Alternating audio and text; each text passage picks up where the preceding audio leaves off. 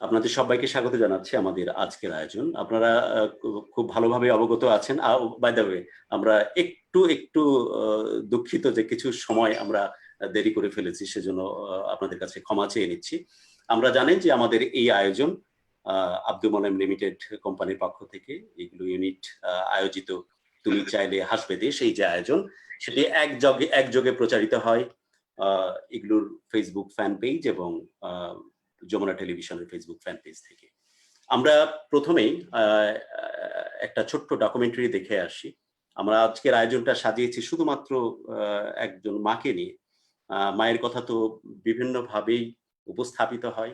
সমাজবিজ্ঞানীরা বলেন যে মায়ের চাইতে ভালোবাসার এবং সবচাইতে আশ্রয়স্থল, এতে বড় আশ্রয়স্থল নাকি কোনোভাবেই হয় না। ধর্মে বিভিন্নভাবে কিন্তু মায়ের প্রসঙ্গ এসেছে। সবচেয়ে চমৎকার দোয়াটা স্রষ্টা তিনি শিখিয়ে দিয়েছেন মা বাবাকে উদ্দেশ্য করে প্রার্থনা করার জন্য, যে রাব্বির হামহুমা কামা রাব্বায়ানি সাগীরা। হিন্দুদের পবিত্র ধর্মগ্রন্থ শ্রীমদ্ ভগবদ গীতায় চমৎকার একটি শ্লোক যেটা আমি প্রায়শই আওড়াতে পছন্দ করি। পিতা ধর্ম পিতা স্বর্গ পিতহি পরমন্তপ পিতরি প্রীতিমাপন্নে প্রেমতে সর্বদেব জননে জনম ভূমিশ্চি। সো বিভিন্ন ভাবে মায়ের এই প্রসঙ্গগুলো উঠে আসে।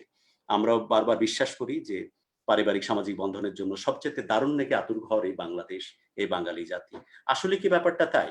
আমরা কি সত্যিকার অর্থেই সেইভাবেই ধারণ করতে পারছি আমাদের মা বাবার সাথে আমাদের সম্পর্কগুলোকে? কোভিড-19 এর এই সময়টাতে আসলে কি সবকিছু এইভাবে মেইনটেইনড হচ্ছে?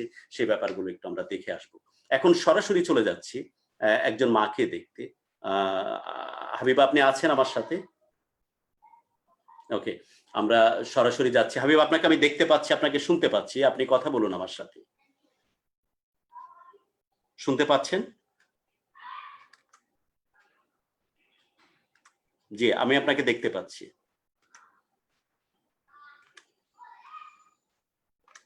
আমি আপনাকে দেখতে পাচ্ছি। সাউন্ডটা মিউট করা আছে, এতেশাম সাউন্ডটা মিউট করা আছে। আমি ট্রাই করতেছি। ইয়া ডান। হাবিব আপনাকে পরিষ্কার দেখতে পাচ্ছি এবং আপনার কথাও শুনতে পাচ্ছি। ওকে? ওকে। আমরা যেখানে নেটওয়ার্ক ভালো থাকে সেই জায়গাতে আমরা কথা বলবো এবং একদম পরিষ্কার দেখতে পাচ্ছি। আপনি এখন লাইভে আছেন।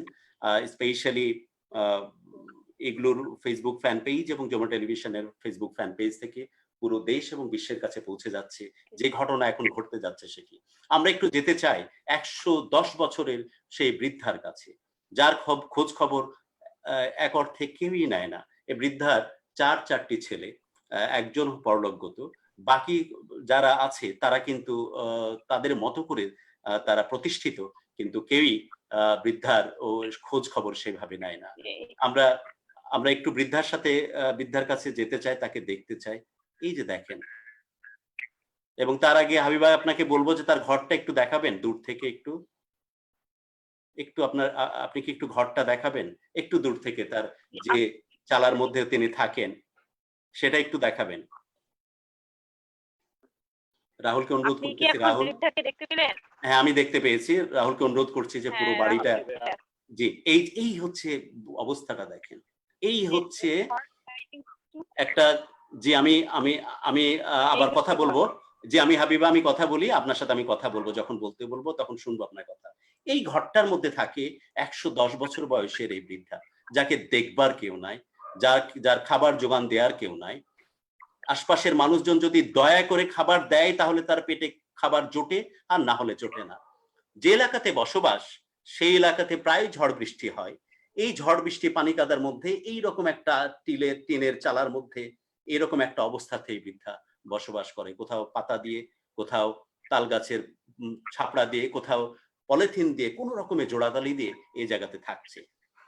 আপনারা খুব মনোযোগ দিয়ে এই দৃশ্যটা একটু অনুধাবন করার চেষ্টা করুন, হৃদয়ঙ্গম করার চেষ্টা করুন। এই কারণে কে জানে আমার আপনার যে কোনো সময় স্রষ্টা চাইলে এরকম অবস্থাতে হয়তো পড়তে পারে। আমরা যে পারিবারিক বন্ধনের কথা গর্ব করে বলি, যে সামাজিক বন্ধনের কথা গর্ব করে বলি, আমরাও কিন্তু এই সিচুয়েশনে পড়তে পারি যদি সবাই আমাদেরকে পর করে দেয়। এই বৃদ্ধা মায়ের সাথে আমরা একটু কথা বলবো। একটু যাই এখন তার সাথে আমি সরাসরি একটু দেখা করতে চাই। আমরা একটু শুধুই রহিম সাহেবকে সরিয়ে নিই, আমরা শুধুই বৃদ্ধা মায়ের কাছে একটু যেতে চাই। রাহুল আস্তে আস্তে করে একটু ভেতরে যেতে চাই, একটু ভেতরে যেতে চাই। অথবা রাহুল আমি একটু এই ফাঁকে হাবিবার সাথে কথা বলি। হাবিবা, হাবিবা, আপনি একটু আমাকে পরিচয় একটু কাছে নিয়ে যান, বৃদ্ধ মায়ের সাথে একটু আপনি ওখানে নিয়ে গিয়ে কথা বলুন। আমি যতদূর বুঝি যে উনি কথাও বলতে ঠিকভাবে পারেন না, শুধু বিভিন্নভাবে আওয়াজ করেন।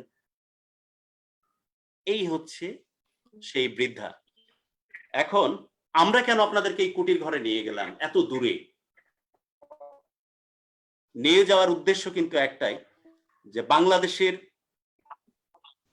ভেতরে যে আরেকটি বাংলাদেশের চিত্র, যেখানে এই মানুষগুলো, আপনারা তো জানেন যে যখন কেউ দেখে না, কেউ শোনে না কারো কথা, তখন বৃদ্ধাশ্রমে দিয়ে আসে বাবা মা। বৃদ্ধাশ্রম কখনো আলটিমেট ডেস্টিনেশন হতে পারে না বাবা মায়ের জন্য। আর যাদের তারও সুযোগ নাই, তারা এইরকম ভাবে উচ্ছিষ্টের মতো, sorry for my the word, but উচ্ছিষ্টের মতো এইরকম ভাবে পড়ে থাকে কোনো এক চালা ঘরে। 110 বছর বয়সের এই বৃদ্ধা মহিলা এইভাবেই পড়ে থাকে। কেউ যদি খাবার দেয়, কেউ যদি ওষুধ দেয়, তাহলে কিছুটা ব্যবস্থা হয়, কোনো কাপড় চোপড় কিচ্ছু নাই। এই সেই বৃদ্ধা মহিলা। হাবিবার সাথে আমি একটু কথা বলতে চাই। হাবিবা, আপনি একটু বের হয়ে আসেন, যাতে করে আপনার সাথে একটু কথা বলতে পারি।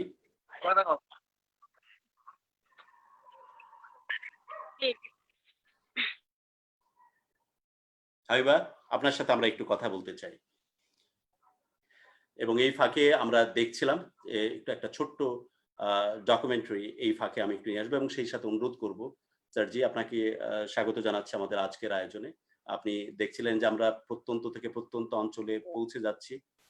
উদ্দেশ্য একটাই, যাতে করে এ ধরনের মানুষগুলোকে আমরা প্রপারলি রিপ্রেজেন্ট করতে পারি। হাবিবা, আপনি কি আছেন আমাদের সাথে? জি হাবিবা, আপনার কথা শুনছি এবং আপনি লাইভে আছেন, সবাই আপনার কথা শুনতে পাচ্ছে। হাবিবা, একটু বলুন, আপনি নিজে তার সবচেয়ে কাছের একজন প্রতিবেশী, আপনি যোগাযোগ করেছেন, আপনি বারবার কমিউনিকেট করতেছেন, কি অবস্থায় থাকেন এই বৃদ্ধা মা, তার সম্বন্ধে একটু বলুন। জি হাবিবা, বলুন, আপনার কথা শুনছি।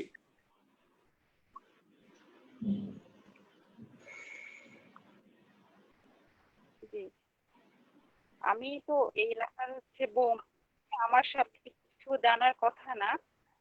তো আমার শ্বশুর একদিন এসে আমাকে আসলে বলে যে এরকম 3 জন মানুষ অসুস্থ হয়ে না খেয়ে পড়ে আছে, তো এদের কি কোনো ব্যবস্থা হয় না? আমরা তো অনেকভাবে চেষ্টা করলাম, কিন্তু হচ্ছে না। আর কতদিন আমরা এবার সাহায্য করে আর কি চালাই আর কি, এলাকার লোকজন আর কি সাহায্য করে যতটুকু পারে আর কি।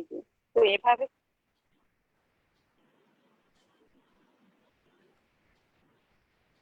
জি, উনি বলছিলেন সে বৃদ্ধা মায়ের কথা। আমরা হয়তো তার কাছে আরেক দফায় যাব। এই ফাঁকে আমি একটু ছোট্ট একটা ডকুমেন্টারি আমরা একটু দেখে আসি, যেখানে আমরা এই মুহূর্তগুলোকে তুলে নিয়ে আসার চেষ্টা করেছি শুধু আপনাদের কাছে পৌঁছানোর জন্য।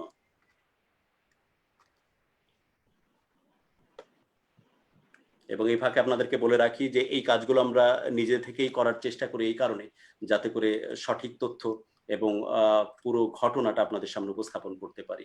যাচ্ছি প্রেজেন্টেশনে।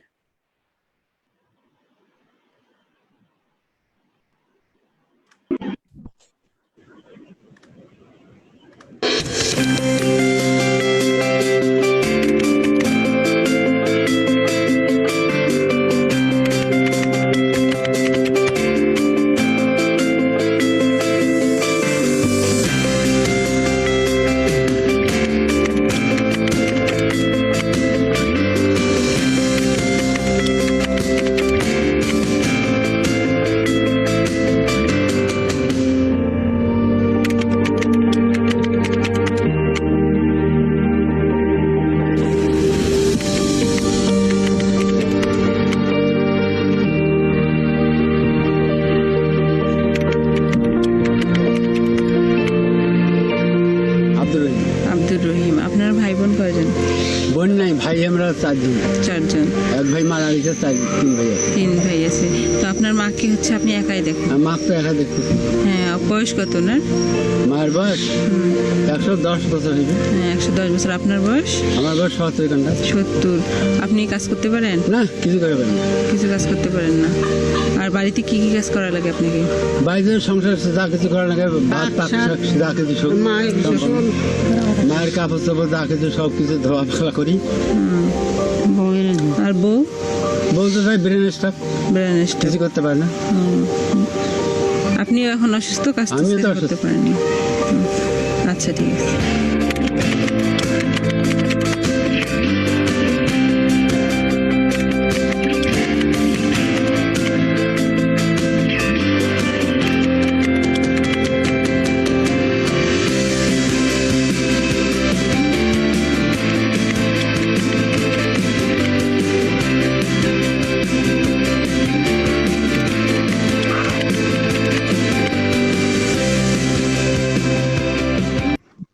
এই ছিল আমাদের আজকের, যাকে আমরা কমিউনিকেট করার চেষ্টা করছি, সে বৃদ্ধ মায়ের গল্প। এবং আমরা এখন সরাসরি কথা বলছি হাবিবার সাথে। হাবিব, আপনি ফোনে আছেন, আমি শুনতে চাই যে আপনি নিজেরা কাছ থেকে দেখেন, এবং আপনি যতটুকু আমরা আপনার মাধ্যমে জানতে পেরেছি যে এই ভদ্রমহিলা অসম্ভব রকম কষ্টের ভিতর দিয়ে যাচ্ছেন, এবং তাকে দেখবার কেউ নাই। যদি আশপাশে কেউ হেল্প করে তবেই তার কোনো ব্যবস্থা হয়, আদারওয়াইজ কোনো ব্যবস্থায় হয় না। সো প্লিজ আপনার মুখ থেকে একটু কথা শুনতে চাই ওনার সম্বন্ধে। আমি এরপর আমি যতটুকু বললাম যে আমার শ্বশুরের মাধ্যমে আমি আসলে খবরটা পাই, পাওয়ার পরে আমি আসলে আসি। এসে দেখি না খেয়ে আর কি, ওরা না খেয়ে আর কি চলছে ওদের। তো কার বাড়ি থেকে পান্তা নিয়ে এসে সারাদিন ছিল সেদিন না খেয়ে।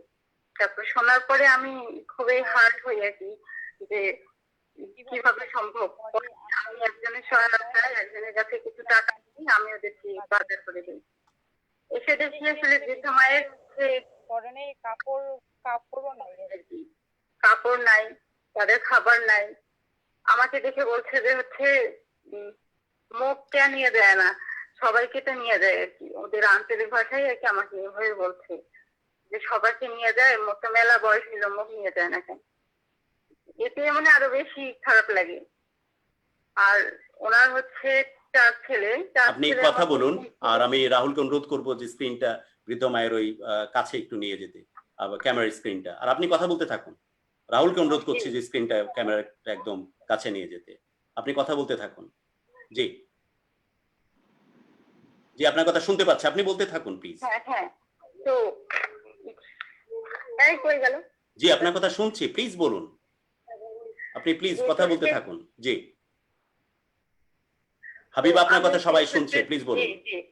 আমি সেই সূত্রে আর কি ওনাদের সঙ্গে আসি, এসে কিছু খাবার ওদের কিনে দেই। দেওয়ার পরে আমি আপনাকে নক করি, আবার নক করি, অনেককেই বলি যে এভাবে যদি কিছু ব্যবস্থা করা যায়। কিন্তু উনি কেউ যদি আসে তার কাছে শুধু খাইতে চায় যে আমাকে কিছু খাইতে দাও, এটা আমাকে পান খেতে দাও, আমাকে আমার ভাত খেতে দাও, এইরকম আর কি। তো ওনার যে ছেলে আছে উনিও বৃদ্ধ, উনিও ওনার বয়স 70 বছর বয়স। উনি সারাদিন মায়ের সেবা যত্ন এইটা করতে আর কি ওনার যায়। উনি কোথাও গিয়ে কাজকর্ম যে করবে সেই মেন্টালিটিটা আসলে ওনার নাই। আচ্ছা, আপনি বলছিলেন যে তার 4 ছেলে, তার মধ্যে একজন পরলোকগত, বাকি যে 2 জন তারা তাদের অবস্থাপন্ন, তারা তাদের জায়গায় ভালো আছে, কিন্তু কেউই কোন রকমের খোঁজ খবর করে না এলাকার। এলাকায় আমি যেভাবে সবার কাছে সাহায্য নিয়ে ওনাদেরকে দিয়েছি, কিন্তু এখন পর্যন্ত ওনার একটা ছেলেও আসেনি যে দেখি মাকে নিয়ে তো এত কিছু একজন প্রতিবেশী যে এভাবে করছে দেখে আমরা একটু দেখে আসি। আমি এখন পর্যন্ত ওনাদের 3 ছেলেকে দেখিনি। ওকে, আমরা একটু রহিম সাহেবের সাথে কথা বলতে চাই, যিনি তার সন্তান, একজন সন্তানই শুধু তার সাথে থাকে, কিন্তু সে শারীরিকভাবে অসুস্থতার কারণে কোনোভাবেই কোনো কাজ করতে পারে না, সেও শুধু মায়ের সাথে থাকেন। একটু রহিম সাহেবের সাথে কথা বলান। আপনি কি দেখতে পাচ্ছেন? না, দেখা লাগবে না, আপনি প্লিজ কথা বলান। আর যদি ক্যামেরা ওকে থাকে আপনি ক্যামেরাটা রাখুন, আর ওনার সাথে ফোনে কথা বলান আমাকে। ওয়ালাইকুম আসসালাম। আমরা আপনাকে দেখছিলাম আপনার মাকে, এবং আমরা এটাও বুঝতে পারছিলাম যে কি পরিমাণ কষ্টে থাকেন। জি, আপনি বলুন আপনার কথা, প্লিজ বলুন রহিম সাহেব, বলুন। আমার নাম আব্দুর রহিম, আমি আজমিরা বসিয়াপাড়া বাড়ি। জি, আমি খুব অসুবিধার মধ্যে আছি, কিন্তু মাছ নিয়ে আমার খুব সমস্যা। আপনার বাকি ভাইরা দেখেন না, বা আত্মীয় স্বজন কেউ? ওরা কেউ দেখে না।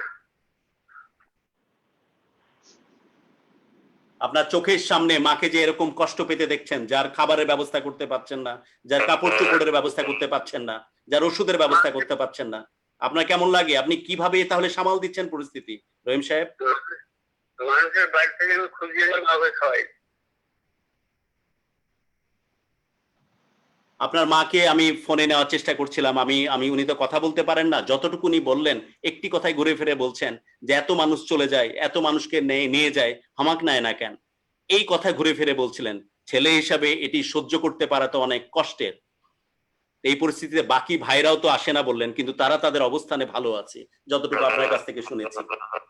জি বলুন রহিম সাহেব। জি রহিম সাহেব বলুন। ওরা আসে না তো। ওকে, আমরা জি আমি যতদূর পারি মানুষের কাছে হাত পেতে আনিয়ে মাকে খাওয়াই। জি হাবিবা, আমরা কথা বলছিলাম রহিমের সাথে, এবং স্যারজি একটু আপনার কাছে একটু কিছু কমেন্টস নিতে চাই। আপনারা জানেন যে আমরা একযোগে প্রচারিত করছি আমাদের এই আয়োজন, যেটি ইগলুর ফ্যান পেজ, যেটি আব্দুল মোনেম লিমিটেডের একটি ইউনিট, ইগলু ফ্যান পেজ, এবং সেই সাথে Jamuna television Facebook fan page থেকে প্রচারিত হচ্ছে। আমাদের উদ্দেশ্য থাকে, আমরা চাইলে কিন্তু যে কোনো ঘটনায় নিয়ে আসতে পারি, বাট আমাদের উদ্দেশ্য থাকে যারাই করোনাকালীন সময়ে ফাইটার হিসাবে সামনে থেকে নেতৃত্ব দিচ্ছে সেই মানুষগুলোকে যেন আমরা রিপ্রেজেন্ট করতে পারি, এবং যারা অনেক কষ্টে আছে সেই মানুষগুলোকে যেন স্ক্রিনে নিয়ে আসতে পারি। দেখুন, এটা আপনাদের হয়তো নেটওয়ার্ক আনস্টেবিলিটির জন্য বুঝতে পারতেছে, এটা সেলফ এক্সপ্লেনেটরি। এই ভদ্র মহিলার, এই বৃদ্ধা মায়ের কোনো ব্যাখ্যা চলে না। কল্পনা করা যায় 110 বছর বয়স, মুখের প্রত্যেকটা বলিরেখা, প্রত্যেকটা অবয়ব প্রতি মুহূর্তে জানান দিচ্ছে যে বাংলাদেশ সত্যিকার অর্থে কতখানি কষ্টে আছে। এই এতটুকু দৃশ্যই যথেষ্ট, এর ব্যাখ্যা লাগে না। সারাদিনে কেউ বাসায় ঝুপড়ির মধ্যে ঢুকলে একটা কথাই শুধু বারবার বৃদ্ধা বলেন যে সবাইকে নেয়, আম্মুইকে নেয় না কেন।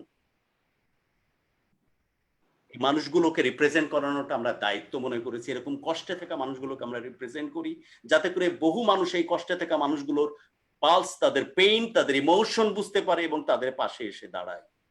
আর আমরা চেষ্টা করি যারা সত্যিকারের করোনা যোদ্ধা তাদেরকে যেন আমরা অ্যাপ্রিসিয়েট করতে পারি, তাদেরকে যেন রিপ্রেজেন্ট করতে পারি, যেমন নিয়ে এসেছিলাম খোরশেদকে বা বিথিকে, যেমন নিয়ে এসেছি আমরা তাহের মিজি, ফজলু বয়াতি বা বৃদ্ধা 110 বছরের বৃদ্ধা মাকে, যাদেরকে দেখে অন্তত আপনারা অনুভব করতে পারবেন, হৃদয়ে যেন কম্পন সৃষ্টি হয় যে এক্স্যাক্টলি বাংলাদেশের ভেতরে আরেক বাংলাদেশ কেমন আছে। স্যারজি, যদি আপনি কিছু যোগ করতে চান। ধন্যবাদ এদেশাম। আসলে আমি জাস্ট ওয়াচ করছিলাম, আর বারবার ধরেন আমি হয় কি যে আমি জানি না এই প্রোগ্রামটা কতটুকু করতে পারবো, আমি জানি না, বিকজ এই এই এই এই সিচুয়েশনগুলি যদি যখন দেখি তখন ইট ইজ ভেরি ডিফিকাল্ট। আমার রাতের ঘুম হয় না, তারপরে ধরেন চোখে পানি আসে, তারপরে ধরেন কষ্ট পাই, এবং এই যে বিভিন্ন মানুষকে, ফর এক্সাম্পল আমিনুল থেকে শুরু করে, তারপরে ধরেন ফজলু বয়াতির কথা বলেন, অথবা তাহের মিজির কথা বলেন, অথবা বিথির কথা বলেন, ওনার ক্ষেত্রটা পুরোপুরি ডিফারেন্ট। একেবারেই একজন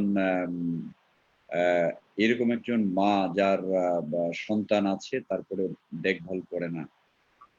এগুলিতে হয় কি যে ইট ইজ ভেরি ডিফিকাল্ট এদেশাম, যে আপনাকে প্রথমত অসম্ভব শ্রদ্ধা, আপনাকে আমার অসম্ভব ভালোবাসা, যে আপনি সমাজকে আসলে আঙুল দিয়ে দেখিয়ে দিচ্ছেন যে আমাদের আসলে আমরা দেখছি না যে আসলে গত পরশুদিন প্রথম আলোতে রিপোর্ট এসছে, সে প্রথম আলো রিপোর্টে হাই বোল্ড সব মানুষজন দে লেফট দ্য ওয়ার্ল্ড, আল্লাহ তাআলা তাদেরকে নিয়ে গেছে।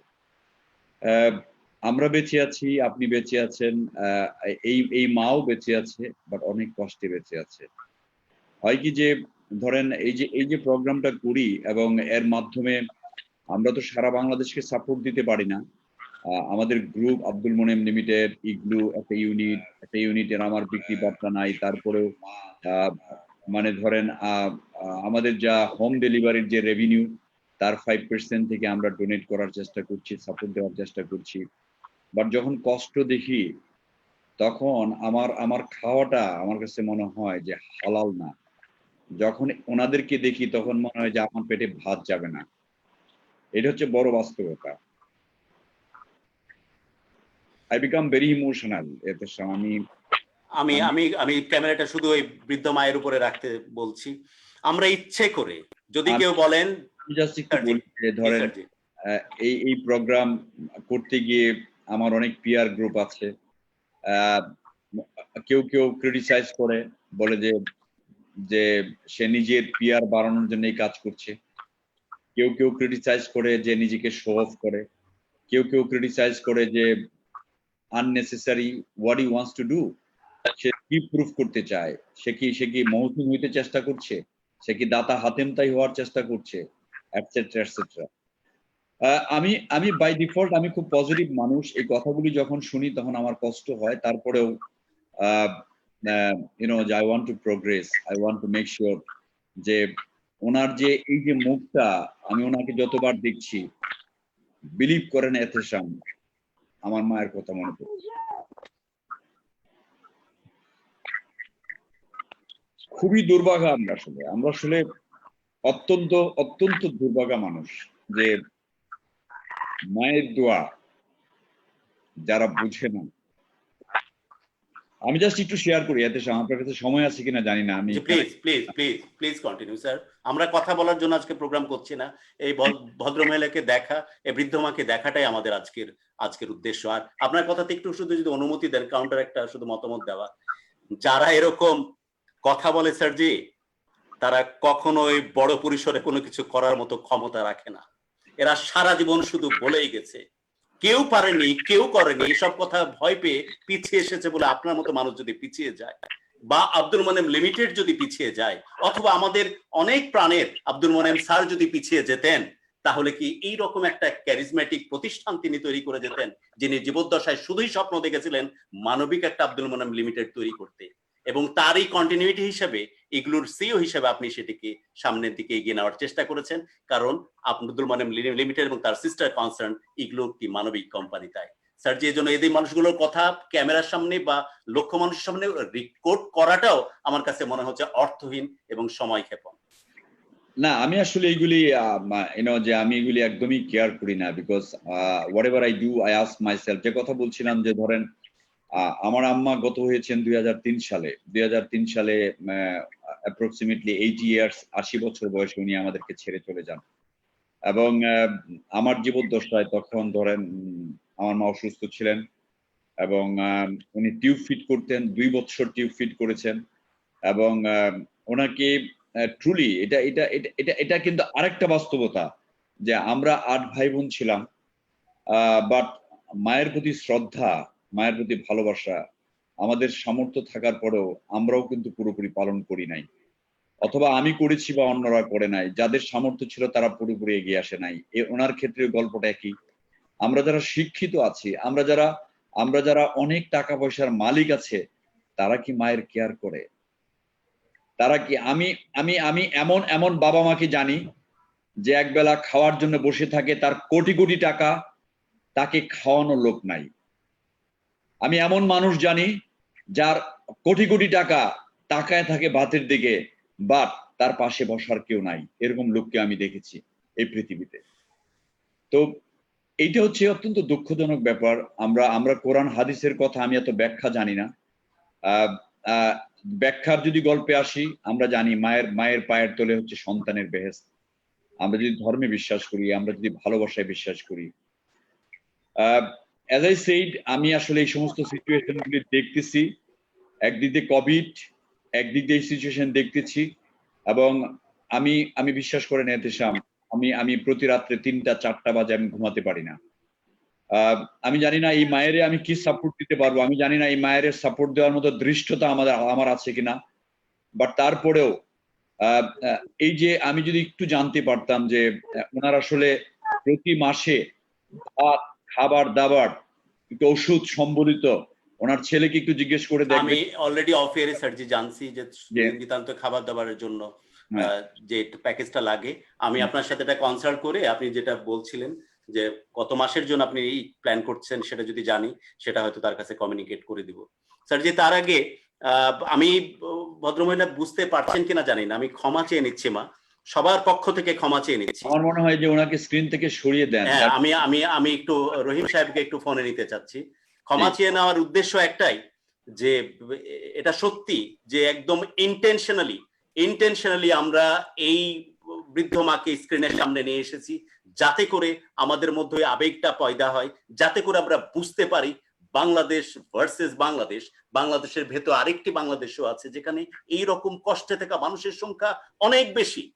মা, আপনার কাছে ওই কারণে ক্ষমা চেয়ে নিচ্ছি যে আমরা সন্তান হিসাবে এই জায়গাগুলো এমন অবস্থায় করে রেখেছি যে মুখটা হা করে থাকে যে কখন আমাকে একবেলা কেউ খাবার দিবে, যে চোখটা সবসময় তাকিয়ে থাকি যে কখন কেউ এসে বলবে, এখানে দরজা নাই, জানালা নাই, কিচ্ছু নাই, যে আমার পাশে একটু বসবে, মমতার হাত বোলাবে বা ওষুধের ব্যবস্থা করবে, একটা কাপড় দিয়ে যাবে, কোন রকমের কোনো সাহায্য সহযোগিতা ছাড়া মানুষের দয়া দাক্ষিণ্যে ভাবে এই মাটা এদের সাথে এটা যুক্ত করি। এই বৃদ্ধাশ্রম, বৃদ্ধ মা, এই যে ছেলে চেষ্টা করছে, তার আসলে ক্ষমতা নাই। আমরা একটু রহিম সাহেবকে নেন স্ক্রিনে। জি স্যার, জি আপনি কন্টিনিউ করেন। আমি একটু যে এই জিনিসটা ধরেন, আমরা যখন বৃদ্ধাশ্রমের গল্প দেখি, আমরা দেখি যে সচিবের মা, আমরা দেখি ব্যাংকারের মা, আমরা দেখি ডাক্তারের মা, তার হয়তো বা ঘরে রাখার ক্ষমতা রাখে না। এই সমস্ত কোলাঙ্গার সন্তানদের আমি ধিক্কার জানাই। আমি ওদেরকে চরমভাবে ধিক্কার জানাই। You never know. Sir ji, এর দুই ছেলে এতখানি প্রতিষ্ঠিত, আপনাকে জানায় রাখি, এতখানি প্রতিষ্ঠিত ও কয়েকজনকে পালতে পারে, তারপরও দেখে না স্যার জি। আমি ওনাদের এই প্রতিবেশীদের মাধ্যমে জানছি। সেটাই বলতে চাই, কার প্ররোচনায়, কার প্রণোদনায়, কার পরামর্শে মাকে টেক কেয়ার করে না, সে নিজেও জানে না। সেও বৃদ্ধ হতে পারে, সে নিজেও জানে না, তার বয়স 110 বছর হতে পারে, তখন তার খাবার ভাত দেওয়ার কেউ থাকবে না তার পাশে। That is something tit for tat. Almighty has decided what you are going to do. আমি যা করব দুনিয়াতেই ম্যাক্সিমাম তার প্রাপ্য পেয়ে যাবে, এটা হলো আমার বিশ্বাস। আমি অভিশাপ দিতে চাই না, বাট এগেইন আমি as I said, এই সমস্ত সিচুয়েশন যখন দেখি না এতেশাম, তখন ভাত খেতে পারি না। বিলিভ মি, এই সমস্ত সিচুয়েশন যখন দেখি তখন আমি আজকে বিভিন্ন কাজে ব্যস্ত ছিলাম, বারবার মানুষের চেহারা, মানুষের চোখ। আমি কোনো দানশীল ব্যক্তিত্ব না, আমি মহসিন না, আমি শো অফ করি না, বাট আমার আর্নিং থেকে আমি সাপোর্ট দিই। তারপরে মানুষ আমাকে ক্রিটিসাইজ করে, বলে যে সে কি করছে। স্যার যে ওদের প্রসঙ্গগুলো বাদ থাকুক, আমি আনতে চাই না, মানে যে আমি এই ধরনের সিচুয়েশনেও আমি ফেস করছি, but eventually I want to continue. যে আমার যতক্ষণ পর্যন্ত একবেলা ভাত থাকবে, আমি যতক্ষণ পর্যন্ত একবেলা খেতে পারবো, আমি বৃদ্ধা মায়ের আপনি কথা বলে দেখেন, আমি কথা বলে নিচ্ছি, 6 মাসের ওনার খাওয়ার খরচ, একটু দুধ, একটু ভাত, একটু মাছ, একটু মাংস, এই 6 মাসের খাবার খরচ আমরা ইগলুর তরফ থেকে আমরা দিতে চাই ওনাকে। রহিম সাহেবকে স্ক্রিনে নেন। জি জি স্যার জি। আর আমি বলতেছি যে হ্যাঁ, অন্যায় আমি করেছি, দোষ আমি করেছি, এবং এই রকম অন্যায় দোষ 1000 বার করতে রাজি আছি। আপনারা যতই প্রলেপ দেন না কেন, বাংলাদেশের, আমি এমন প্রেক্ষিতের কথা বলছি, করোনাকালীন সময়ে চোখে আঙ্গুল দিয়ে দেখিয়ে দিয়েছে বাংলাদেশের পারিবারিক বন্ধন আর সামাজিক বন্ধন কতখানি ভঙ্গুর, কতখানি হালকা, অল্পতেই যেটা যে কোনো সময় ভেস্তে যায়। সে কারণে ইচ্ছে করে এই ধরনের পরিস্থিতি নিয়ে এসেছি। এ তো সেই দেশ, এই জাতির মধ্যেই কিন্তু এই ঘটনাগুলো অহরহ ঘটে চলেছে, যে মায়ের করোনা সন্দেহ হওয়ার কারণেই তাকে জঙ্গলে ফেলে আসি আমি। মাকে বৃদ্ধাশ্রমে পাঠিয়ে দেওয়াটা এখন একটা নর্মাল ফেনোমেনা। বাবাকে, যে বাবা সারা জীবন মানুষ করেছে পুরো পরিবারকে, সেই বাবাই যখন করোনা আক্রান্ত হয় তাকে দরজা জানলা বন্ধ করে দেওয়া হয়, ছটফট করতে করতে বাথরুম করে ঘরের মধ্যে কাপড় চোপড় ওলট পালট হয়ে দম বন্ধ হয়ে বাচারি মারা যায়, তারপরও তাকে খোলা হয় না। ইভেন তাকে দাফন করার জন্য যখন শাবল টাবল চাওয়া হয়, সেটিও তাকে দেওয়া হয় না। এরকম একটা দুইটা না, হান্ড্রেডস অফ ঘটনা আশপাশে ঘটে চলেছে। তাই ইচ্ছে করে আমি অন্যায়টা করেছি। যেমন একজন বৃদ্ধাকে, 110 বছরের বৃদ্ধাকে আমি স্ক্রিনে নিয়ে এসে আপনাদেরকে জানান দিচ্ছি যে বাংলাদেশের মতো ভিতরে আরেকটি বাংলাদেশ, যেখানে মানুষজন এতখানি কষ্টে আছে। যদি আপনাদের এটার জন্য ভেতরে একটু শেক করে, আবেগের জায়গাটা থেকে যদি আপনার বের হয়ে গিয়ে এই মানুষগুলোর জন্য সামান্যতম উদ্যোগ গ্রহণ করে, তবে আমার এই অন্যায়, এই অপরাধ, যা আমি বলছি বারবার, আমি করেছি ইচ্ছে করে, যাতে করে অপরাধটা আমার সত্যি তখন যৌক্তিক একটি জায়গা পাবে। আমরা একটু রহিম সাহেবের সাথে কথা বলতে চাই। হাবিবা, রহিম সাহেবকে একটু নেন। ফোন দরকার নাই, এই ফোনটাই শুধু রহিম সাহেবের কাছে ঘুরিয়ে দিন। রহিম সাহেব, আপনাকে দেখতে পাচ্ছি। রহিম সাহেব, আপনি কথা বলুন। জি, আমি শুধু একটু মাঝখানে বলি।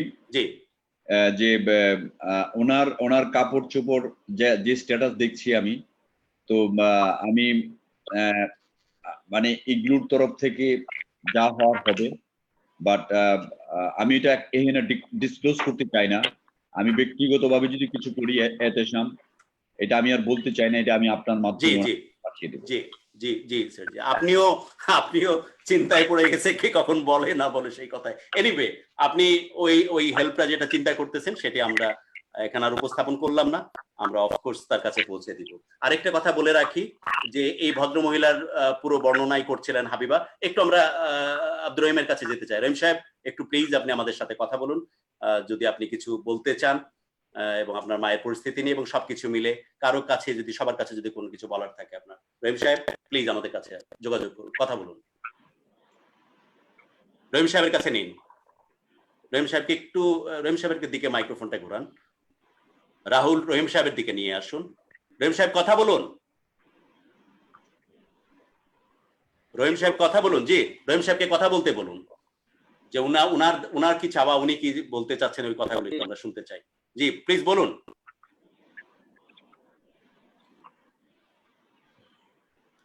জি রহিম সাহেব বলুন, আপনার কিছু বলার থাকলে বলুন। জি বলুন। জি বলুন। রহিম সাহেব আপনার কথা শুনছি, প্লিজ বলুন।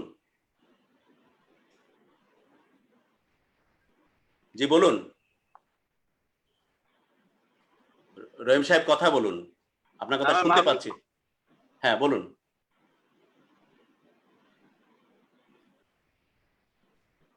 জি বলুন রহিম সাহেব। আমার তো খাবার দাবার কিছু মাপ নিয়ে তো খুব সমস্যা আছে। আপনার দুই ভাই আত্মীয় স্বজন কেউ দেখে না? না, এটা তো আমরা জানি, দুই ভাই আত্মীয় স্বজন দেখে না, এটা জানি। আমার মনে হয় যে এতেশাম, গল্পটা হচ্ছে যে এই মুহূর্তে ওনার পাশে দাঁড়ানো দরকার। ওনার আল্লাহ যে কয়েকদিন নেক হায়াত দিয়েছে, সেই হায়াতটা যতটুকু সম্ভব, উনি উনি উনি আপনার এই যে হাবিবা বলছিলেন কেউ কাঁদতে গেলে বলে আমার একটু খাবার দে, এই যে খাবার দেওয়ার কথা উনি বলেন, এত সময় আপনি কি আমার কথা শুনতে পাচ্ছেন? একদম পরিষ্কার, প্লিজ কন্টিনিউ। তো আমার কাছে মনে হয় যে অ্যাজ আই সেই যে ইগলুর তরফ থেকে, আব্দুল মোনেম গ্রুপের ইগলুর তরফ থেকে ওনার কাছে একটা সার্টেন অ্যামাউন্ট খাবার খরচ, এটা আপনি জানবেন যে বাড়িতে যেহেতু থাকে, বাড়িতে তার আসলে এই মুহূর্তে ওনার জন্য একটু পুষ্টিকর খাবার খুব জরুরি। মৃত্যুর আগে হয়তো একটু ভালো মন্দ খেতে চায়। ওনার হায়াত কতদিন আছে জানি না, আমার হায়াত কতদিন আছে জানি না, বাট বাস্তবতা হচ্ছে ওনার বয়স হয়েছে, প্রকৃতির নিয়মেই হয়তো আল্লাহর কাছে চলে যাবে। বাট যাওয়ার আগে আমি যদি ওনার খাবারের একটা ভাগিদার হতে পারি ইগলুর পরে, সেটা এতে সময় আমি আপনার সাথে কথা বলে নিব। But I want to make sure এই ভদ্র মহিলা না খেয়ে যেন না থাকে। আমার যত কষ্টই হোক, আমি না খেয়ে থাকলেও তাকে আমি না খেয়ে থাকতে দিব না, ইনশাআল্লাহ। জি, আমরা কথা বলছিলাম ইগলুর গ্রুপ সিওর কাছ সাথে। আপনারা জানেন যে একযোগে প্রচারিত হচ্ছে আমাদের এই আয়োজন। আমরা একযোগে প্রচারিত হচ্ছে এই অনুষ্ঠান, যেখানে ইগলুর ফ্যান পেজ তো বটে এবং সেই সাথে যমুনা টেলিভিশনের ফেসবুক ফ্যান পেজ থেকে এটি প্রচারিত হচ্ছে। আব্দুল মোনেম লিমিটেড, যে আব্দুল মোনেম লিমিটেড একটি মানবিক কোম্পানি, সো আব্দুল মোনেম লিমিটেডের নেতৃত্বে তার একটি সিস্টার কনসার্ন, তার ইউনিট ইগলুর মাধ্যমে আয়োজিত আমাদের এই আজকের আয়োজন, এগুলো আয়োজিত তুমি চাইলেই হাসবে দেশ। এবং আপনারা আমাদের সাথে যুক্ত হয়েছেন, অনেকেই কিন্তু টেক্সট করছেন। কিছু টেক্সট আমি নিতে চাই। নেলি মাহমুদ লিখেছেন যে সমাজে কিছু মানুষ থাকে বলার জন্যই, ভালো কিছু করার জন্য না। কামরুল স্যার, আল্লাহ আপনাকে মহৎ একটা মন দিয়েছেন, আপনি তার মূল্য দেন। খুব গুরুত্বপূর্ণ কথা, খুবই গুরুত্বপূর্ণ কথা। উনি, আমি যত চিনি তাকে, নিউ ইয়র্কে থাকেন, উনি একজন টিচার নিউ ইয়র্কের। হ্যাঁ, এবং আমি এটাও জানি যে এই মানুষটি বহু মানুষকে হেল্প করেন, তার আত্মীয় অনাত্মীয় সবাইকে, যারাই ওখানে নতুন যায় তারাই তার মাধ্যমে বিভিন্ন রকমের হেল্প পায়, বিভিন্ন ভাবে তিনি পাশে থাকেন। কথাটা খুব গুরুত্বপূর্ণ স্যার, যে আরেকবার পড়তেছি। আপনার কথার প্রেক্ষিতে উনি লিখেছেন সমাজে কিছু মানুষ থাকে বলার জন্য, ভালো কিছু করার জন্য না। কামরুল স্যার, আল্লাহ আপনাকে মহৎ একটা মন দিয়েছে। মন আপনার না, কার দেয়া? স্রষ্টা। আল্লাহ আপনাকে মহান একটা মন দিয়েছে, আপনি তার মূল্য দেন। উচিত হবে সেটার মূল্যায়ন করা। এর চেয়ে ভালো কথা আর কি হতে পারে বলেন স্যার? এই ছিল একটি কমেন্টস নেলি মাহমুদের, অদ্ভুত সুন্দর কথা। যে আপনি যে মনের কথা বলতেছেন, এই মনে এত আবেগ, এত মায়া, এত ভালোবাসা মানুষের জন্য ধরে, এটা কি আপনার? স্রষ্টা আপনাকে নির্ধারণ করেছেন এই মনটা দেওয়ার সময়। সেটা আপনার কাছে এখন আমানতের মতো। এটা খেয়ানত করার এখতিয়ার আপনার কামরুল সাহেবের নাই কিন্তু। না, আমি আমি একদমই পিছপা হচ্ছি না। আমি জানি না আমার তকদিরে কি আছে, আমি জানি না হোয়াট রিজিক। আমি সবসময় বিলিভ করি অলমাইটি ডিফাইন্স দ্য রিজিক, এবং আল্লাহ আমাকে যথেষ্ট ভালো রাখছে, এবং আমি শুকর আলহামদুলিল্লাহ আমি অনেক ভালো আছি, এবং ভালো আছি বিদায় আমার দায়িত্বের ভিতরে পড়ে। এবং এই ধরনের মায়েদের পাশে যদি সামান্য কিছু মানে সাপোর্ট দিয়ে যদি কোনোভাবে উনি শেষ জীবনের কয়েকটা দিন যদি কোনোভাবে একটু ভালো মন্দ খায়, আমার মনে হয় আমার খাবারটা হালাল হবে, আমিও হয়তোবা আমি খেয়ে তৃপ্তি পাবো। That is all about Ehtesham. এর চেয়ে বেশি কিছু বলতে চাই না। আমি ওনাকে যতবার দেখছি আমার চোখের সামনে আমার মায়ের চেহারা ভাসছে। I was such close with my mother.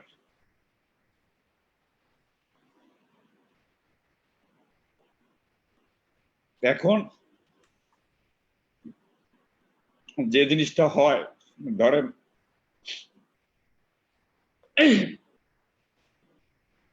once I left my mother 2003, I was used to get, আমার স্যালারি ছিল খুব কম, খুবই লিমিটেড ইনকাম ছিল আমার মায়ের পিছনে প্রতিদিন আমার 1000 টাকা খরচ হতো।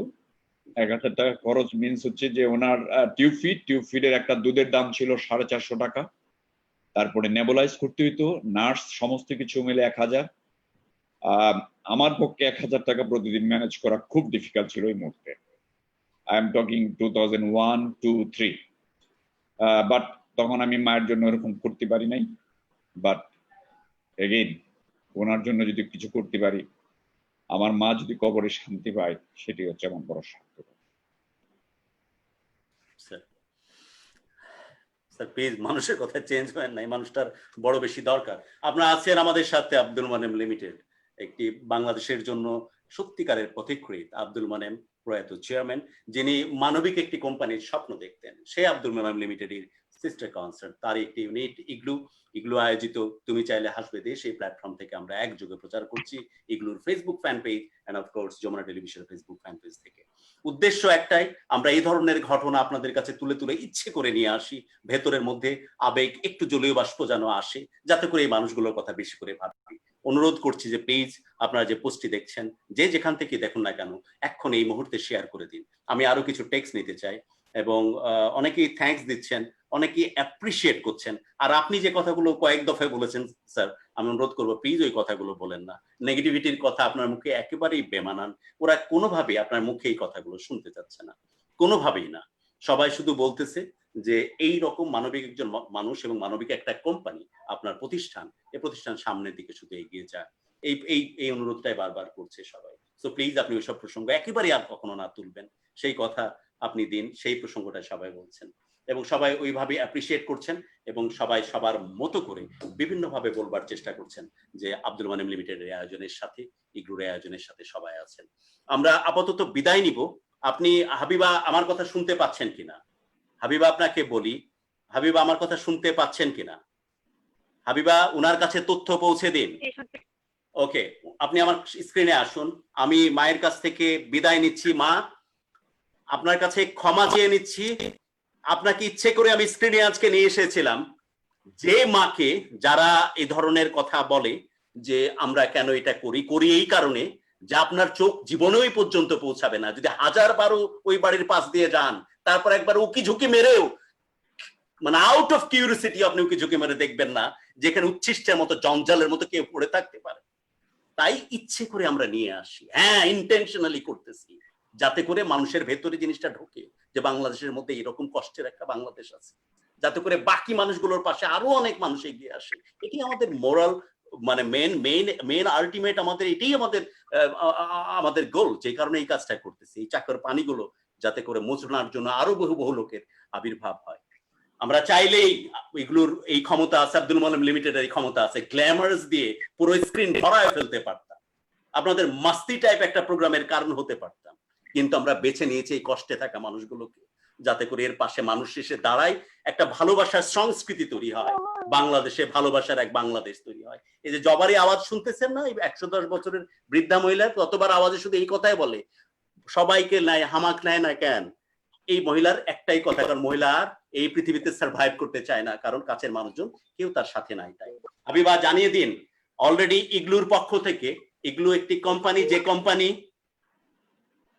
আপনি বিদায় নিন হাবিবা।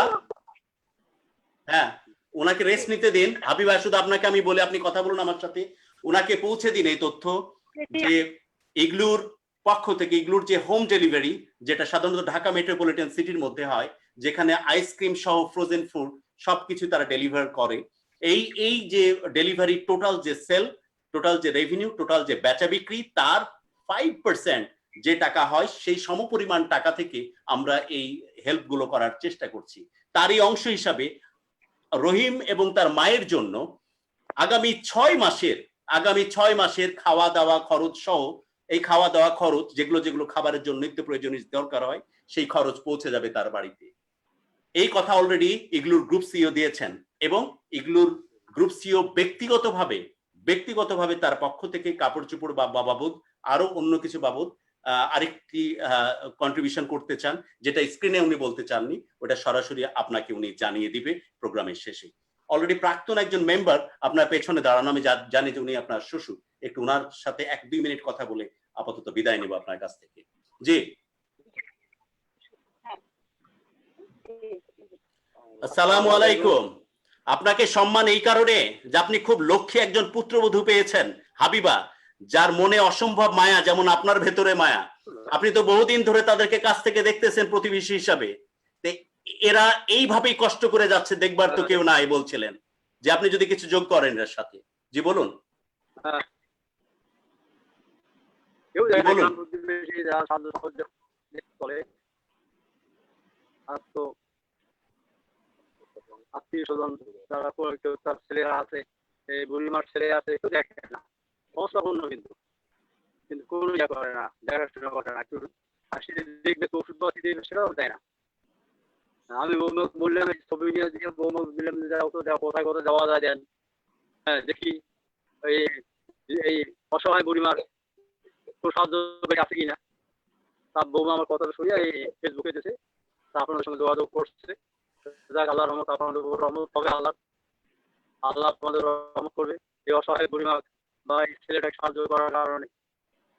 জি, আপনি আমাদের জন্য দোয়া করবেন, স্পেশালি আমাদের প্রয়াত চেয়ারম্যান, যে দোয়াটা সবসময় কামরুল স্যার চান, মিস্টার আব্দুল মোনেম, যিনি একটি মানবিক কোম্পানির স্বপ্ন দেখতেন, আব্দুল মোনেম লিমিটেডকে, তারই জন্য দোয়া করবেন। তিনি প্রয়াত হচ্ছেন লাস্ট 31 মে, তার জন্য অনেক বেশি করে দোয়া করবেন। স্রষ্টার কাছে যেন এই মানুষটি সবচাইতে প্রিয়তম, সবচেয়ে স্নেহতম স্থানে থাকেন। আপনার কাছ থেকে বিদায় নিচ্ছি, সবার কাছ থেকে বিদায় নিচ্ছি। আপনারা এই তথ্যটা জানিয়ে দিন যে তাদের আগামী 6 মাসের খাবার দাবার বাবদ, ওই বৃদ্ধ মায়ের এবং পরিবারের খাবার দাবার বাবদ যে খরচটা লাগে, সেই খরচ পৌঁছে যাবে তাদের বাড়িতে, এবং সেই সাথে গ্রুপ সিওর পক্ষ থেকে তার কাপড় চোপড় বা অন্যান্য খরচ আদি বাবদও কিছু খরচ পৌঁছে যাবে। এটা আগামী কাল পরশুর মধ্যেই তাদের কাছে আমরা খরচ পৌঁছে দিব। হাবিবা, আমি বিদায় নিচ্ছি, সবাই অনেক ভালো থাকুন, এবং আমরা চেষ্টা করুন মানুষের পাশে এভাবে থাকার, মানুষকে এভাবে ভালোবাসার। আসসালামু আলাইকুম স্যারজি। আমরা আসসালামু আলাইকুম স্যারজি। আমরা এই তো ছিল 110 বছর বয়সের বৃদ্ধ মায়ের গল্প। আমরা এই মুহূর্তে যখন কথা বলছি, অনেকেই ভালো নেই। আমি আরেক দফা আরো কয়েকটা টেক্সট নিতে চাই আপনার অনুমতি নিয়ে, এবং সেই টেক্সট গুলোতে আমি কি পড়বো, এখন তো এইসব শুনলে তো আপনার যারা 2-1 কথা বলে আরো বেশি বলবে, শুধু কামরুল স্যার এবং তার ইগলু কোম্পানির কথা, igloo company and of course Abdul Monem লিমিটেডের কথা। এর বাইরে অন্য কিছুই নাই। সবার শুধু একটাই কথা, এইভাবেই এগিয়ে যাক আমাদের প্রিয় কোম্পানি এবং প্রিয় মানুষ, সবার একই কথা। এনিওয়ে, আমরা একই কথা, যেহেতু একই প্রসঙ্গ, আমি কোন একই কথাই ঘুরে ফিরে আসছে। ওকে, তো সবাইকে অনুরোধ করব যে আপনারা একটু, আমি ফোন কলটা একটু ওপেন করতে চাচ্ছি, আমরা অনেক ফোন নিতে চাই। আপনাদেরকে এই ফাঁকে একটু জানিয়ে রাখি, এখন পর্যন্ত 100 জন পরিবারের কাছে আমরা আমাদের এগুলো আয়োজিত তুমি চাইলে হাসবে দেশি ক্যাম্পেইনের থ্রু দিয়ে আমরা সাহায্য অলরেডি পাঠিয়েছি, যেটি সম্ভব হয়েছে। আপনারা যে কনজিউম করেন এগুলো প্রোডাক্ট, স্পেশালি আইসক্রিম এবং ফ্রোজেন প্রোডাক্ট, আইসক্রিমের মধ্যে তো মেলা ভ্যারাইটি, 16556 এই নাম্বারে ফোন করলে বাড়িতে আপনার দোরগোড়ায় পৌঁছে যায় আইসক্রিম, যেটার ডেলিভারি চার্জ কিন্তু অ্যাবসুলেট ফ্রি, কোনো রকমের ডেলিভারি চার্জ লাগে না, এবং প্রত্যেকটা প্রোডাক্টের পরে এক্সক্লুসিভ ডিসকাউন্ট চলছে, এবং সেই সাথে ফ্রোজেন ফুড আছে, আপনি চাইলেই কিন্তু ফ্রেঞ্চ ফ্রাই, চিকেন নাগেট এবং পরোটা এসব খাবারও আপনি নিতে পারেন। আপনারা তো জানেন যে এগুলো on of the best brand, trustworthy brand, ওয়ার্ল্ডের মধ্যে বিভিন্ন ফোরামে তারা সেরা ব্র্যান্ড হিসাবে পুরস্কৃত হয়েছে। সো এই ব্র্যান্ডের প্রোডাক্ট নির্দ্বিধায় নিতেই পারেন, তাদের কোয়ালিটি নিয়ে, তার প্রোডাক্ট টেস্ট নিয়ে কোনো রকমের কোনো কমপ্লেন নাই। সেই সাথে একটা লাভ হচ্ছে যে 5% কন্ট্রিবিউশন এই হোম ডেলিভারি পৌঁছে যাচ্ছে এই ধরনের কষ্টে থাকা মানুষগুলোর জন্য। অলরেডি আমরা 100 জনের কাছে এভাবে ত্রাণ পৌঁছাতে সক্ষম হয়েছি, এবং সেই সাথে বড় বড় কন্ট্রিবিউশন গেছে কিছু মানুষের কাছে, যেমন তাহির মিজির বাড়ি ঠিক করার জন্য গেছে 80,000 টাকা, গেছে কাউন্সিলর খোরশেদের কাছে 100টা পিপি, গেছে গত পর্বে বিথির কাছে 25,000 টাকা ত্রাণ বাবদ, এবং সেই সাথে একটা ব্র্যান্ড নিউ স্কুটি যেটার দাম 1,23,000 টাকা, গেছে ফজলু বয়াতির কাছে একটা সলিড অ্যামাউন্টের ত্রাণ, এবং সেই সাথে পরিস্থিতি স্বাভাবিক হলে তার জন্য আমরা একটা মৌলিক গানের রেকর্ডেড ভিডিও নিয়ে আসবো ন্যাশনাল টেলিভিশনে, সেটা অলরেডি কমিটমেন্ট করা আছে। এই হচ্ছে ওভারঅল সিচুয়েশন। আমরা কয়েকটা ফোন নিচ্ছি, স্যার জি আপনার অনুমতি নিয়ে যাচ্ছি ফোনে। এবং এই ফাঁকে স্যার জি আপনি যদি একটু যোগ করতে চান যে আপনার প্ল্যাটফর্ম এখন পর্যন্ত আপনার কাছে কেমন মনে হচ্ছে, আর ওকে অর নট, একদম অনেস্ট আপনি রিভিউ দিবেন, এবং ভবিষ্যতে কি জায়গায় দেখতে চান। ফার্স্ট অফ অল ধন্যবাদ এহতেশাম। আসলে আমি আপনাকে অত্যন্ত গর্বের সাথে, আমার ছোট ভাই, এবং আপনি যে কাজটা করছেন, perhaps you are unveiling the society, এবং এটা এগুলোর মাধ্যমে হচ্ছে, আপনার মাধ্যমে হচ্ছে, যমুনা টেলিভিশনের সাপোর্টে হচ্ছে। আমি এটার একটা ক্ষুদ্র পার্ট, এবং আমি চেষ্টা করি যে কিভাবে মানুষের পাশে দাঁড়ানো যায়। এই একটা অদ্ভুত শিক্ষা আমাকে I have seen my father. আমি আমার বাবাকে দেখেছি, আমার মাকে দেখেছি গ্রামের বাড়িতে যখন যেতেন ধান তোলার জন্য, তখন যাওয়ার আগে হয়তোবা আমার ভাই বোনেরা অনেক সময় তার জন্য নতুন শাড়ি কিনে দিয়ে যেতেন। আম্মা যখন আবার শহরে ব্যাক করতেন, তখন দেখা যেত যে আম্মার একটা নতুন শাড়িও নাই। তখন যদি তাকে জিজ্ঞেস করা হয়তো শাড়িগুলি কোথায়, তখন বলতো যে পাশের বাড়ির ওরে দিয়ে দিচ্ছি। So that is what we have grown through my mother. আমার মা এরকম দানশীল ছিলেন। আমি দেখেছি আমার বাবাকে যে always he wanted to support the people, and most importantly এই যে গত কয়েকটা বছর আমি মনিম স্যারের সাথে কাজ করলাম, উনি আসলে অসম্ভব মানবিক মানুষ।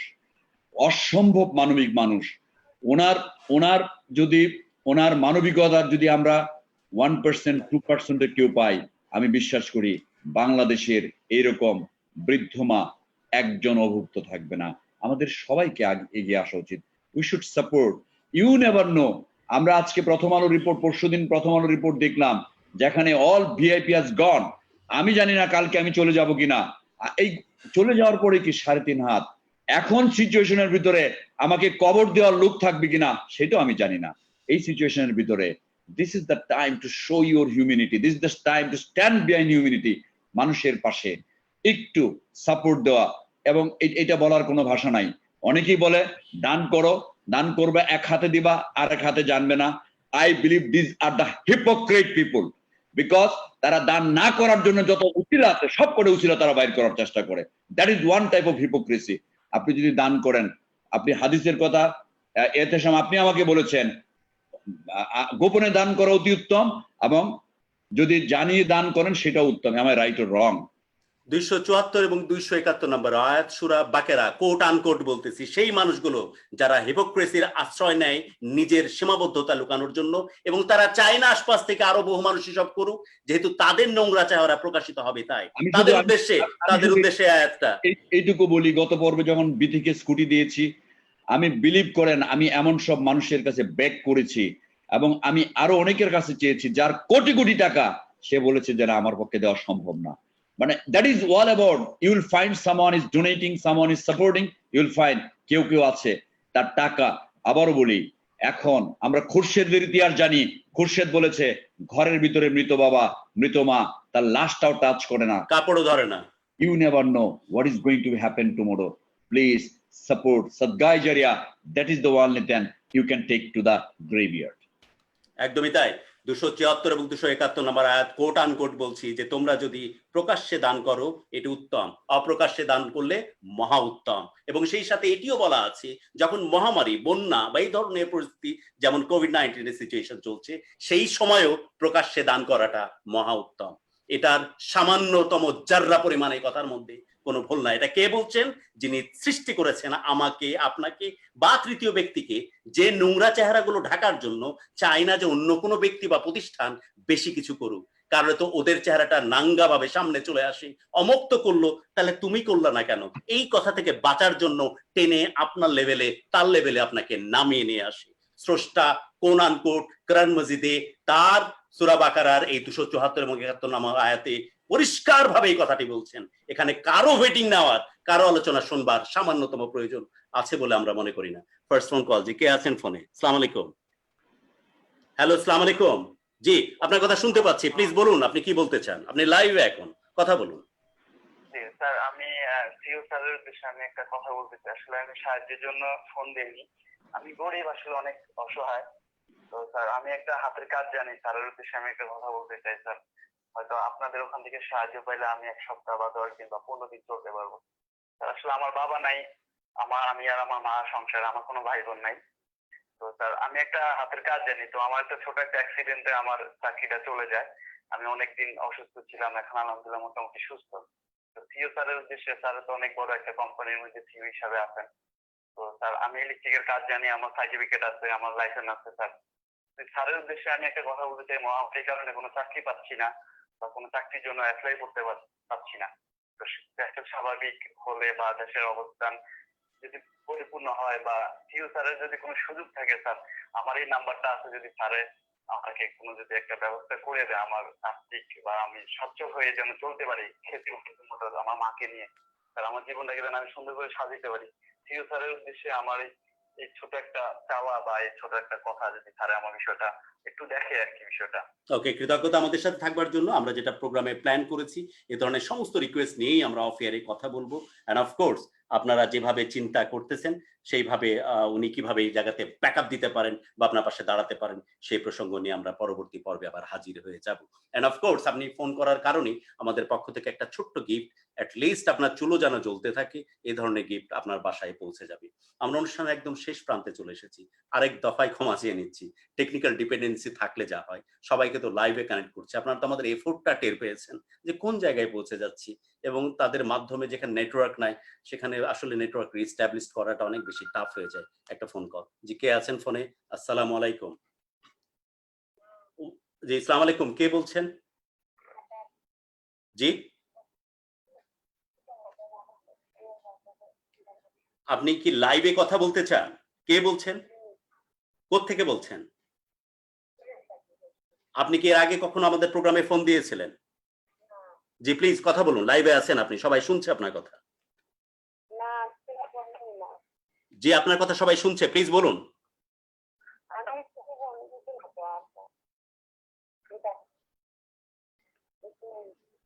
এনিওয়ে, ওনার কথা কেন জানি পরিষ্কারভাবে আসছে না।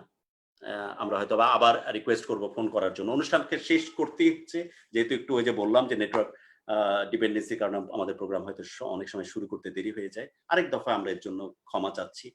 অনেক সময় নেটওয়ার্ক রিস্টাবলিশড হয় না। আরো এক দফা আমাদের কনটেন্ট, আমাদের প্রোগ্রাম প্ল্যানিং আপনাদের কাছে রিভিল করছি যে আমাদের উদ্দেশ্য থাকে যে করোনাকালীন সময়ে যারা সাপোর্ট করছেন তাদেরকে সেই সফলতার গল্পগুলোকে নিয়ে আসা এবং তাদের পাশে আমরা কিভাবে দাঁড়াতে পারি সেই চেষ্টা অব্যাহত রাখা, এবং সেই সাথে বাংলাদেশের বিভিন্ন আনাচে কানাচে কষ্টে থাকা মানুষগুলো যারা সরাসরি এফেক্টেড করোনার কারণে সেই জায়গাগুলোকে আমরা তুলে নিয়ে আসি। এটি উদ্দেশ্য একটাই, যাতে করে দারুণ এক ভালোবাসার সংস্কৃতি আমরা তৈরি করতে পারি। স্যারজি, আমরা কি অনুষ্ঠান আরেকটা ফোন কল নিয়েই নিই? ফোন কল আসলে অনেক নেওয়া উচিত, নেক্সট পর্বে আমরা বেশি নেওয়ার চেষ্টা করবো। জি আসসালামু আলাইকুম, কে বলছেন? ওয়ালাইকুম সালাম, কে বলছেন?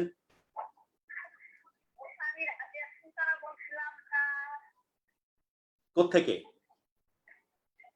আপনি কি এর আগে ফোন দিয়েছেন আমাদের অনুষ্ঠানে?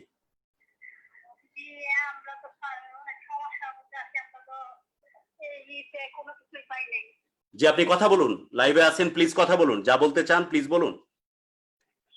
আমরা তো খুব সমস্যার মধ্যে আছি, আমরা তো মনে করেন কোনো কিছু পাই না এই দুর্যোগের মধ্যে। আচ্ছা ঠিক আছে, আপনার নাম্বার আমি রাখছি এবং দেখি আমরা অবশ্যই এই নাম্বারটা পাঠিয়ে দিব এগুলোর থ্রু দিয়ে আপনার কাছে কোনো হেল্প পৌঁছে যাওয়া যায় কিনা। Thank you. আমরা অনুষ্ঠান শেষ করছি। কথা দিচ্ছি নেক্সট অনুষ্ঠানে আমরা বেশি বেশি করে ফোন কল নেওয়ার চেষ্টা করব, যে নাম্বারে আপনারা কমিউনিকেট করেন সেই নাম্বারে। এবং স্যারজি, শেষ মুহূর্তে যদি কিছু বলার থাকে আপনার।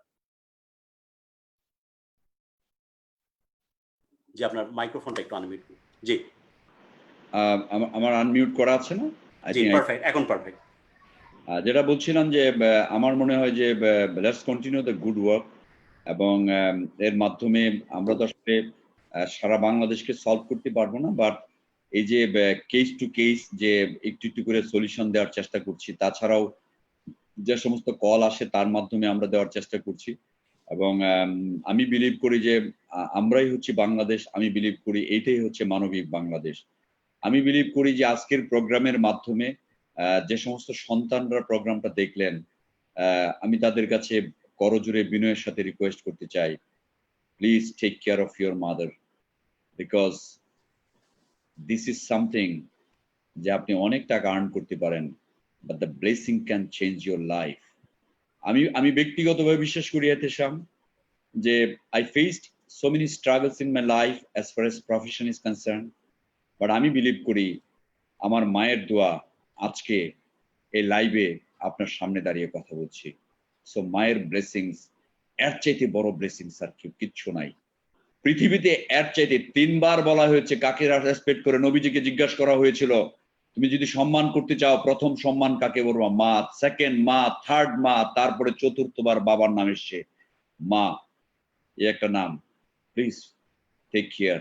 আমি জানি আমরা অনেকেই অনেকভাবে অনেক ঘটনার কারণে হয়তো করে উঠতে পারে না। যে সংসার করছে তার বউয়ের জন্য পারে না, যে সংসার করছে তার অনেক আত্মীয় স্বজন পারে না, একটা পর্যায়ে সে নিজকে গুটিয়ে নেয়। Please try to manage both the things as well, as because your wife is important as well as mine is equally important.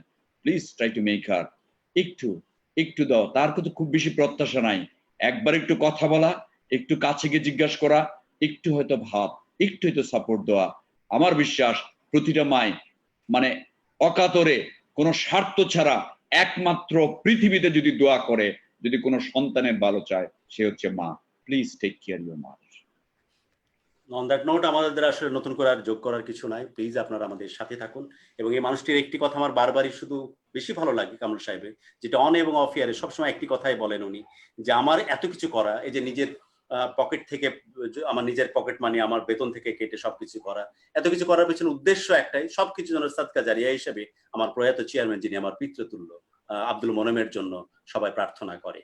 তো আমরা প্রোগ্রামের শুরু এবং শেষে মাঝে সবসময় কিন্তু এই কথাটা জানান দিই, উদ্দেশ্য কিন্তু একটাই, যদি ভালো কিছু হয়ে থাকে এখান থেকে, যদি ভালো কিছু উল্লেখ করার মতো কিছু হয়ে থাকে, স্রষ্টা যেন তার বদলতে হলে যে মানুষটা আব্দুল মোনেম লিমিটেডকে অন্য এক উচ্চতায় নিয়ে গেছেন, মানব এক কোম্পানিতে পরিণত করেছেন, স্রষ্টা যেন তাকে ভালো রাখে তার কাছে। এটি আমাদের চাওয়া স্রষ্টার কাছে, এবং সেই সাথে আমাদের চাওয়া আপনাদের কাছে, যদি এই ভালো লাগা, ভালোবাসা, দারুণ এক ভালোবাসার সংস্কৃতি বাংলাদেশে তৈরি করে, তবে আমরা সার্থক হব।